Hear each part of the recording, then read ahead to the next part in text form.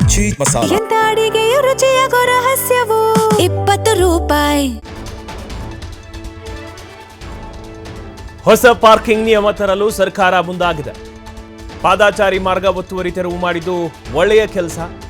JP ಭವನದಲ್ಲಿ ಪರಿಷತ್ ಸದಸ್ಯ TA. Sharavan ಹೇಳಿಕೆ ಕೊಟ್ಟಿದ್ದಾರೆ. ಏನು ಸರ್ಕಾರ ಇವತ್ತು ಏನು ಒಂದು ದರೋಡೆ ಸರ್ಕಾರ, ಇದು ಒಂದು ಪಿಕ್ ಪಾಕೆಟ್ ಸರ್ಕಾರ. ಜನರು ಮನೆ ಟ್ಯಾಕ್ಸ್ ಕಟ್ತಾರೆ, ಸರ್ಕಾರ ರಾಜ್ಯ ಸರ್ಕಾರದ ಎಲ್ಲಾ ತರ ಟ್ಯಾಕ್ಸ್ ಗಳನ್ನ ಕಟ್ತಾರೆ. ಅವ್ರ ಮನೆ ಮುಂದೆ ವೆಹಿಕಲ್ ನ ನಿಲ್ಸಿದ್ರೆ ಮತ್ತೆ ಅವ್ರಿಗೆ ಪೆನಾಲ್ಟಿ ಕಟ್ಬೇಕೇನ್ರಿ? ಅವ್ರ ಮನೆ ಮುಂದೆ ಅವ್ರ ವೆಹಿಕಲ್ ನ ನಿಲ್ಸ್ಕೊಳಕ್ ಅಧಿಕಾರ ಇಲ್ವಾ?